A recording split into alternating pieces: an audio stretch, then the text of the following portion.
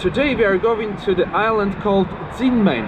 This is the island situated in Taiwan Strait, which is actually the closest territory of Taiwan to China's mainland. Welcome aboard Uni-Air Flight B78911 to Kinmen. We are now flying to Kinmen Island, a small archipelago located just a few kilometers from the coast of mainland China, yet it belongs to Taiwan. The distance from Kinmen to the Chinese city of Xiamen is only about 10 kilometers, while Taiwan itself is nearly 200 kilometers away.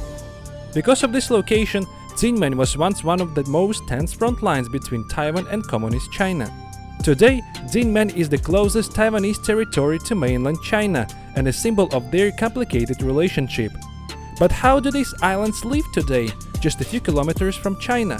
Let's find out. We made it to Kinmen. The flight was very short, less than 1 hour. From here you can get to different places in Taiwan. So I flew to this county from Kaohsiung. It was like south of Taiwan. You can also get here from Taipei, obviously from capital city, from some other cities of Taiwan, but only domestic flights. From what I know, there are no international departures. In Kaohsiung it was roughly plus 20 degrees Celsius when I was leaving it.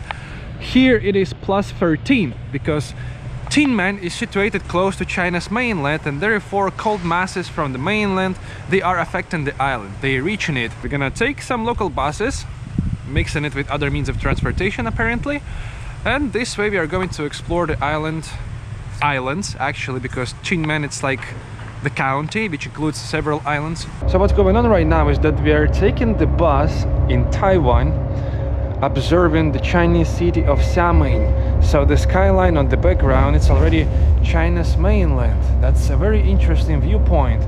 We are currently crossing the bridge connecting two major islands of Kinmen County. So China considers this entire county a part of Fujian province. However, in Taiwan, this is a separate administrative unit, obviously. Kinmen County, the Taiwanese territory situated very close to China's mainland, just a few kilometers away from Xiamen. For a long time it's been in the epicenter of political tensions between China and Taiwan, and nowadays it looks peaceful. Look at that, such a chill village with Taoist temples, some lovely neighborhoods and stuff. But it wasn't like this in the past. So as you know, in 1949 there was basically the civil war in China, as a result of which its old government, so Kuomintang... Hello? Sorry? Where are you going? Where are you? No, I'm staying here. Yeah, I'm just recording the video about this place. Oh. I want to give you a DVD. Oh, thank you. No, I just arrived here. I will go then to that tunnel. Thank you for stopping. Wow. So welcoming and hospitable people live here in Kinmen. So behind me we can see the monument to the second Taiwan Strait crisis, which happened in 1958, also known as the Artillery War. China wasn't brave enough to start an actual full-scale war back then, because still they were concerned about the US reaction, which basically backed Taiwan back then. Artillery shelling of Kinmen was going on for 3 months continuously.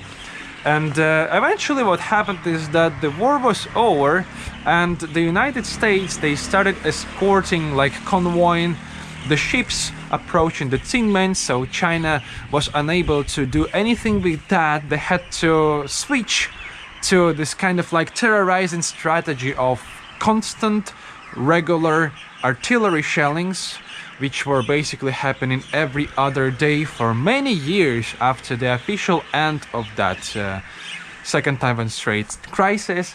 So we're currently on the side of the island which wasn't clearly visible from China's mainland. And this was the place where they decided to build the new naval base after the first and second Taiwan Strait crises. The naval base situated inside the rock. Because it was very easy to shell this entire territory from the mainland, the new military facility must have been protected somehow. The best idea apparently was to build that facility underground, and therefore they chose the rock, which had access to the sea, and some boats and other military vessels could reach it. Nice to meet you. Yeah, nice to meet you too. And you're local? You're from Taiwan? Yeah. Oh yeah, I'm from Taiwan. Taiwanese. Yeah, Taiwanese. So you're from the main island, or? No. We're from mainland Taiwan, from Kaohsiung, the south. now. Oh, very nice. Yeah. I also came here from Kaohsiung. I took a Oh. flight. So you're Taiwanese citizens, right? Can you travel to the mainland of China? Is it possible for you? It is possible, but we have to get a pass, a card where like they give access to Taiwanese to allow to go to China. So whenever we travel to mainland China, we have to use that card. Okay. It's like a passing card to China. Okay. Yeah. Okay. And same applies to Chinese citizens who wants to go to Taiwan. So they also need to get a card or something. It's not easy come to Taiwan, but I think it's harder. It's easy to go over there. So you were born and raised in like main island of Taiwan, right? Yes. But do you have any like distant relatives from the mainland or something? Yeah. All our families are in Taiwan. So you don't have relatives from the mainland? No. Oh, okay. Yeah, we're basically born and raised in Taiwan. Oh, I see. I see. No, I was just curious because for some families, they obviously have connection to the mainland, so some of their family members could be there. And I was curious, how do they maintain connection between each other? Oh. Yeah. But it's irrelevant in your case because you don't have relatives there, Yeah, so we don't that's have fine. relatives there. Passing by these tiny coastal towns and villages, which are very quiet nowadays, you really think that it should be like this. Well, it's a normal state for this kind of place. And it's very hard to imagine that in the past there could be some kind of the war going on, some artillery shellings. It just doesn't fit into this peaceful environment which we can observe nowadays.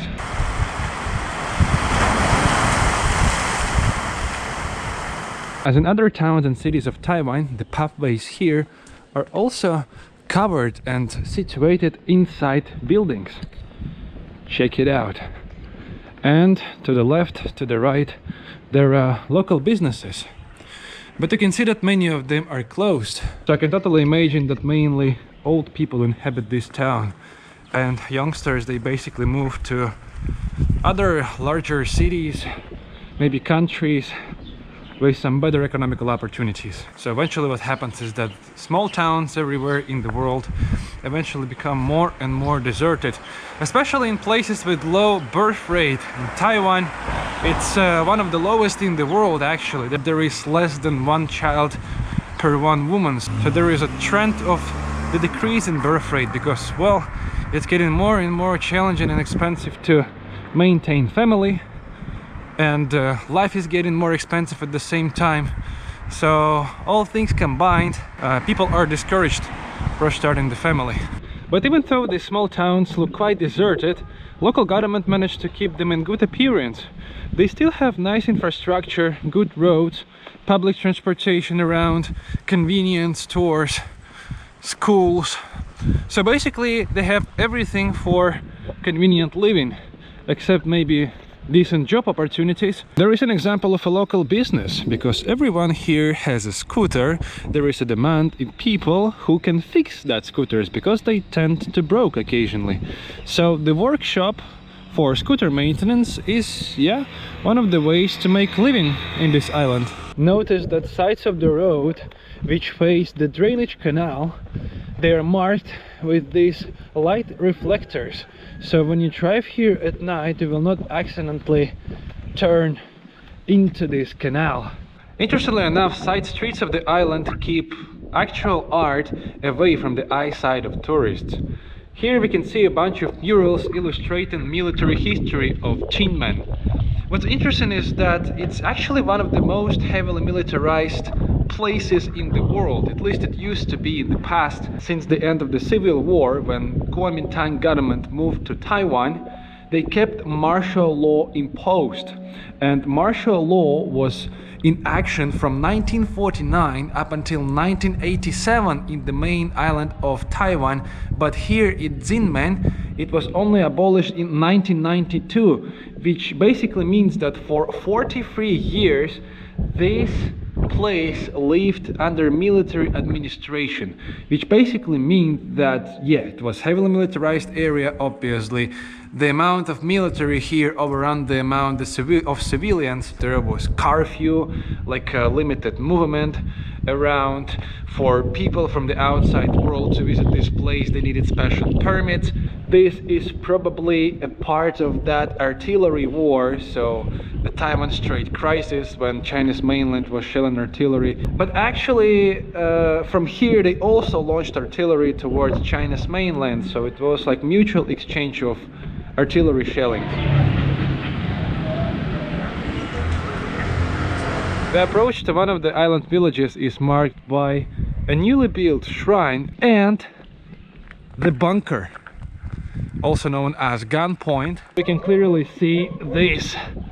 This is like the place from where shelling was possible, shooting was possible. And the thing is that this bunker is situated just a few hundred meters from the coastline, from that part of the coastline which faces China's mainland. Behind us there is the skyline of Chinese city of Xiamen, and what we can see on Taiwanese coast is basically the coastal defense system. Obstacles which were placed here to prevent the potential amphibious invasion from the mainland. It's very close, just 3 or 4 kilometers away from us. What happens nowadays is that China is basically conducting some military drills, military exercises in Taiwan Strait, basically putting pressure on Taiwan. Despite all of the existing political tensions between Taiwan and China, still these two territories managed to cooperate. For example, some years ago they re-established ferry service, so nowadays it's possible to take a ferry from Kinmen to the city of Xiamen. Secondly, this entire county is supplied by drinking water from China's mainland. There is basically a pipeline which crosses the strait underwater and reaches the island with water from China, because here it's like very limited water resources. And eventually there is trade going between China and Taiwan. So overall I think China and Taiwan can definitely coexist peacefully.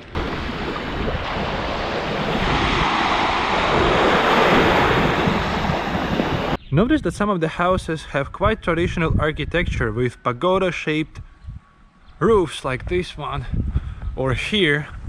Well, I noticed that because in Taiwan a lot of things are pretty much standardized. So normally houses look very standard and typical, like these ones in the background. However, in Kinmen you can see some more, I don't know, more traditional architecture. Hello, you cross the bridge that way? Yeah. Can I go? Okay. Oh, I don't speak Chinese. I go Huxia. Huh? Wuxia? Yeah, I'm going that way. Kinmen Bridge. Kinmen Bridge. Yeah. Over Kinmen Yeah, Bridge. yes. Yeah, fantastic. Yeah, nice to meet you too. Bye-bye. Bye and have a nice day. Bye-bye. Bye. The very first car which I tried to hitch stopped for me. I crossed the bridge connecting two islands, and here we are on the main island of Kinmen County. There is an LGBT friendly walkway from where we can observe another section of the sea wall, so coastline fortification, which is basically similar kind of obstacles which were designed to prevent amphibious forces from disembarkation here on the coast. Coastal defense system of Kinmen included not only obstacles against amphibious and stuff, it also included fortresses. And right now we are entering one of them, so it's former military outpost which is currently open for visitors. So we are able to see the interior of the fort. I literally have to sit down to be able to enter this section of the fortress. Look at that, there were 3 windows which represented panoramic view of the area. You could see the city of Xiamen from here, and there was the entire system of underground bunkers, so you could reach different parts of the fort without being exposed to artillery or airstrikes.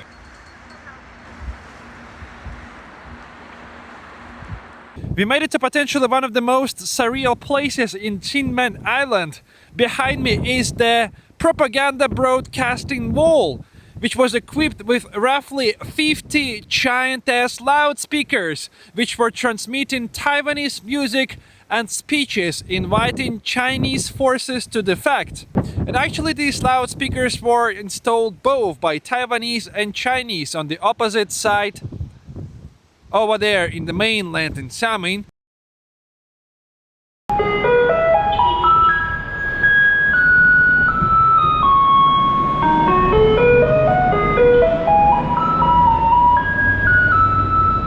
The trash collecting machines which cruise around Taiwan, they all play this lovely music by basically calling people or business owners to bring their trash directly to them. Before going to sleep, I still had a bit of energy left and decided to take a walk around the main city of the Kinmen Islands. During this walk, I didn't come across anything particularly remarkable. I did, however, notice the variety of local shops, including liquor stores, and learned that the local liquor is produced on the island. I also checked out the fast food options at one of the local food stalls where you could find various fried stuff.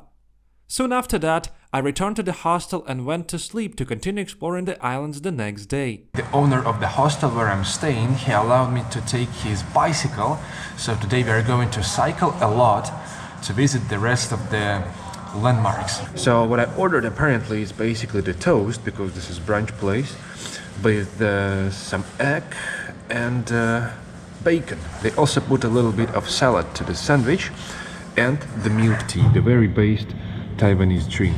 Okay, as soon as we have a bicycle, we are way more flexible today than I expected. Because of that, I suggest going to the ferry station to check out the ferry schedule, because tomorrow I want to take a ferry from here to China's mainland. Ni hao. Where is the ticket office? Ticket office. That building. Okay, I need to go there. Okay, sounds good. Thank you. See. Well, that's how the ferry station looks. Jesus Christ, it's so busy. So many people. And by the way, this is weekend today. And actually this is the very last day of winter holidays, I guess both in Taiwan and China. So there is like unusually many people. And that looks totally like the ferry schedule. 9 o'clock, 9:50, then 10, 10:30, 11:30. So there is plenty of ferries, admittedly. Well, if you think that because of the tensions between mainland and Taiwan, there is no traveling going on between them, then you are goddamn wrong. See how many people travel between these territories. Tomorrow I need to go to Xiamen. So what time starts? 8:30? Yeah, So 8:30 first ferry. And then the last ferry 5:30 p.m. 650 Taiwanese dollars, which is roughly 20 American dollars for the ferry to Xiamen. Okay, sounds good. Thank you very much. That's how one of the ferries which runs to Xiamen, China looks. We can see that this one is assigned to basically the mainland, judging by the mainland flag on its tip. The structure in the background is not the entrance to the temple. This is actually the entrance to the factory where they produce local liquor, so local alcohol. So this is basically an alcohol factory in the middle of the old Kinmen. Yesterday when I was hanging out in the city, I was able to find that actual liquor in one of the stores. And just now, by accident, I found the place where it was produced.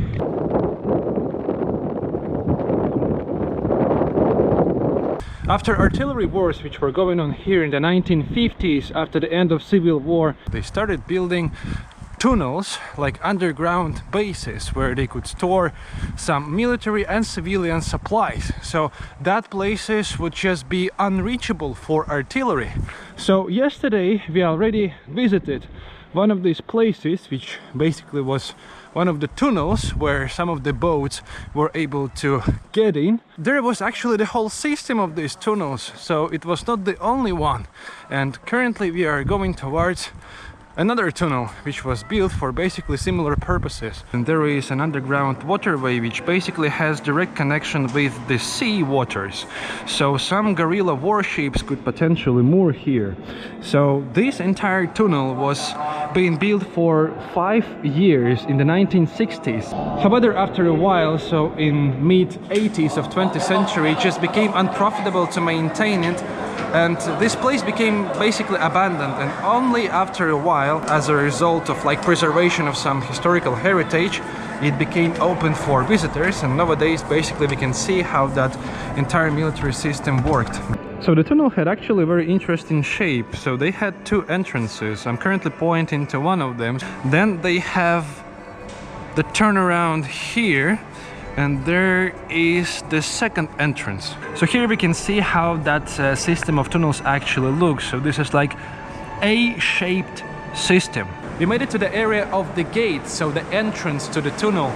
There was a massive wall which could be potentially rolled up by the mechanism, which ruins can be visible over there on the opposite side of the wall.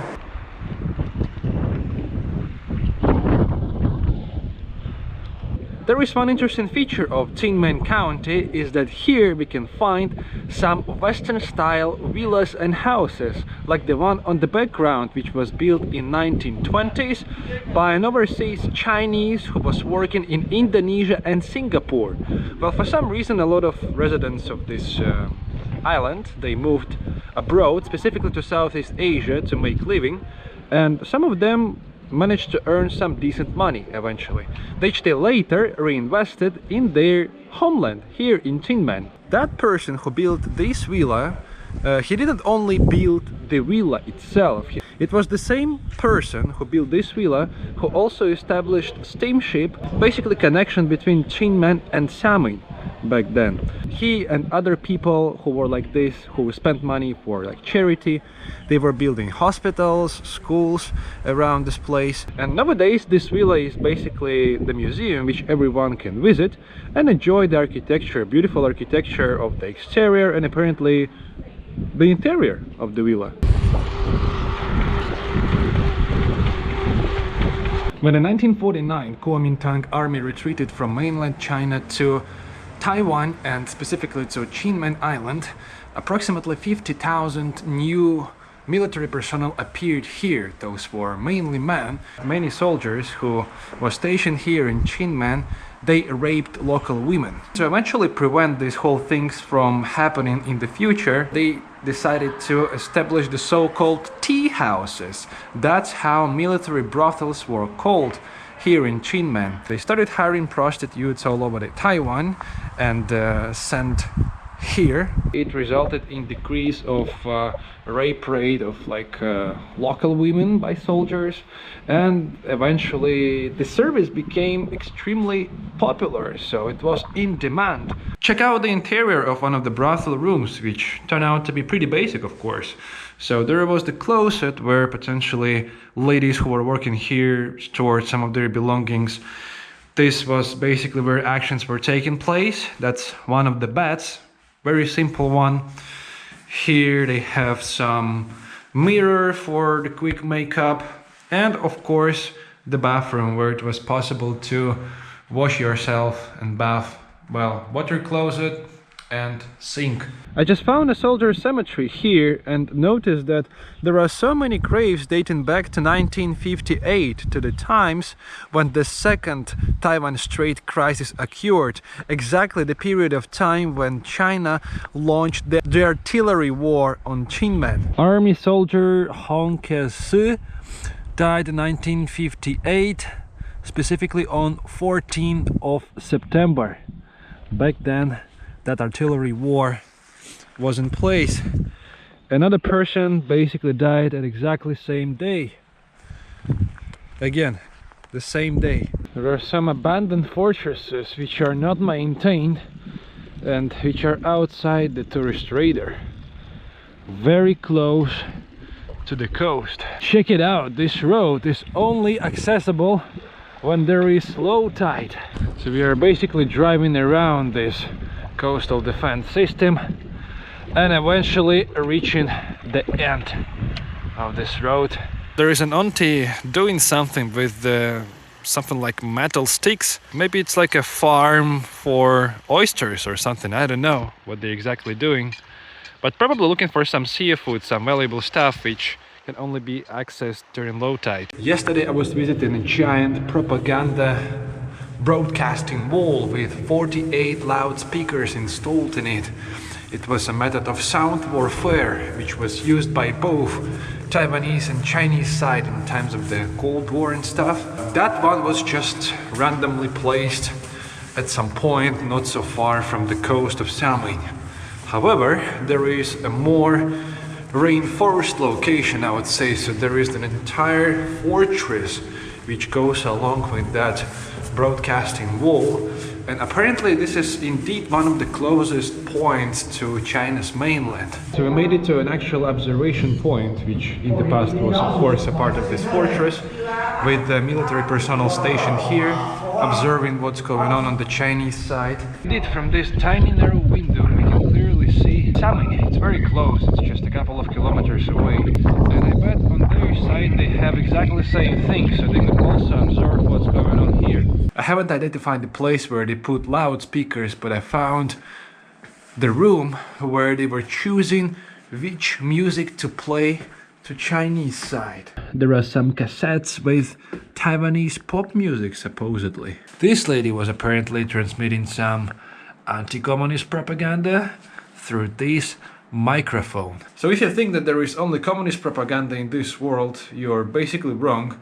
There is all kinds of propaganda which surrounds us, and that's why we should train our critical thinking to actually distinguish what is true, what is not true, what is objective, what is subjective. So it's been fascinating time in Taiwan. We visited the main island and also some smaller islands facing mainland of China. And today I'm going to finally cross into the mainland. We are going to take the ferry which runs from Kinmen all the way to Xiamen in Fujian province.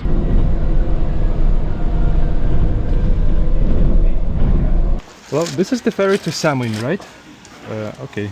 The guys are a little bit confused with my passport, so I'm a Russian citizen. I don't need visa for China, but apparently they have no idea about it. But I said I've been to China's mainland twice before coming to Taiwan without visa, so you can find stamps over there. I did not need visa for this. Sorry? Yeah, exactly.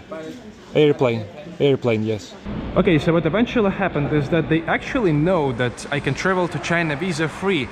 Only one thing they don't know is whether I can take the ferry to China or not. The guy at the counter basically photographed my passport. They sent it to Xiamen seaport, to Xiamen customs, to eventually receive a response from them whether am I allowed to board the ferry or not. But the response takes some time, so they have not responded in like 20 minutes.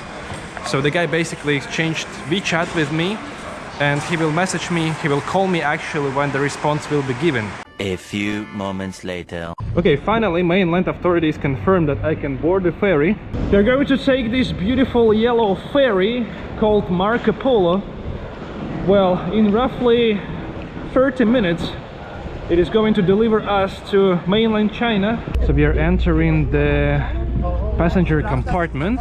So there are plenty of seats at this point. I guess we can take any of them. Yeah, so there is quite a lot of people traveling between Taiwan and China, if you think about it. And this ferry is definitely in high demand because they have ferries basically every hour. The ferry is quite fast. I guess in just 30 minutes we'll be able to reach the mainland. The city of Xiamen is clearly visible on the background. We are sailing under Kinmen Bridge, which connects two main islands of the county. Well, I cannot confirm this information, but apparently what we are seeing in front of us right now, this red structure, is basically the foundation of future bridge which is going to connect Xiamen and Kinmen. So China's mainland already started its construction, despite the fact that, well, I heard that Taiwanese authorities were not happy about it. I don't know much about this project. I randomly discovered this information lately, so if you know more, share about it in the comments. But supposedly, yeah, China really wants to establish connection to that islands. Such a monstrous construction site of a new road which is going to connect New Xiamen Airport with the city center. Somehow I'm especially fascinated by these constructions going on in the waters of sea or ocean. Okay, we safely made it to China's mainland. Check-in to China was very smooth. no questions at the border, even though I personally expected some interrogations or at least question what I was doing in Taiwan or something, but no one literally cared. So I went through the passport control and ended up here at the Xiamen port terminal. So what they have here in Xiamen port is some kind of like tourist service center where no one usually goes. Here is the cellular network store, so basically here you can get some local SIM card. Getting local SIM card, it's kind of tricky because if you purchase eSIM inside China, then it's likely that you will need to use VPN all the time. But if you buy eSIM on some overseas websites, then it will automatically go with access to things which are banned in China, like YouTube, Instagram. You will not need to use VPN to access them. A quick look around of the territory around the seaport. Looks quite nice. A lot of green stuff, like park area, I would say. It's basically the taxi parking. There is a lot of taxis and they're cheap in China, so it makes sense to take it. But public transportation here effectively costs nothing, so we can take a bus for 1 or 2 RMB, which is like 15 to 30 American cents per ride. These are all electric buses, by the way.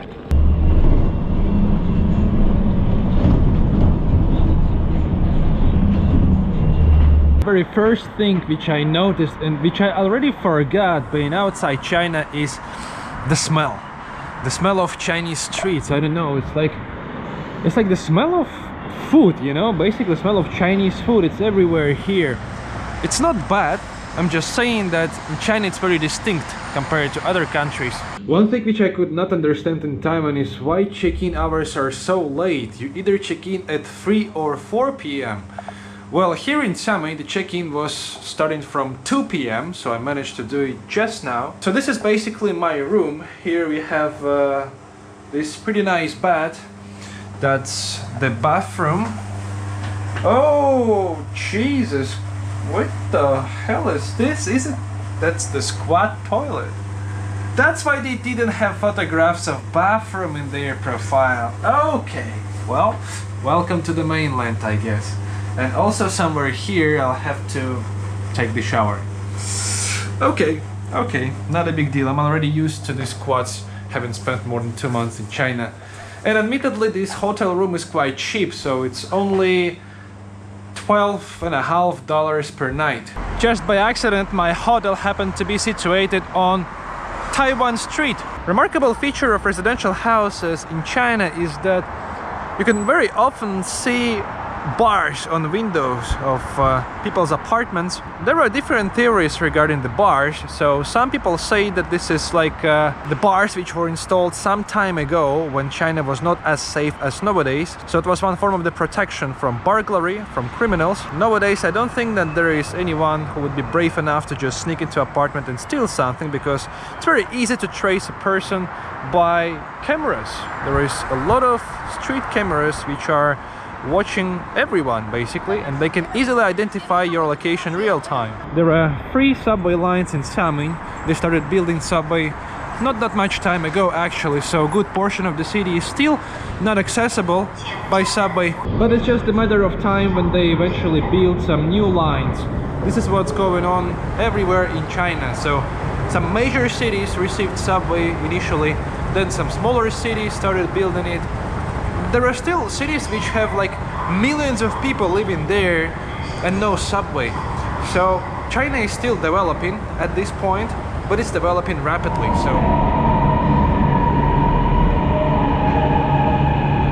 look at this beautiful waterfront of Xiamen. We finally made it to the Hongdao East Road, the road which faces the coast.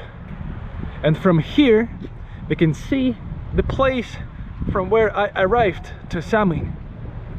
Over there are Kinmen Islands. You were able to travel Taiwan and to eventually see it from the China's mainland perspective. So I don't know what happens between China and Taiwan in a few years. There is a lot of possible options. I personally hope that all of the issues which exist in the relations between these two territories will be solved peacefully. I don't think that people neither in China nor in Taiwan really want the war. These are politicians. If we walk further down the waterfront of Xiamen, so at some point we will eventually stumble upon the Chinese propaganda slogan, saying in Chinese language something like One country, two systems, unify China, which is basically a slogan appealing for a reunification of China's mainland and Taiwan.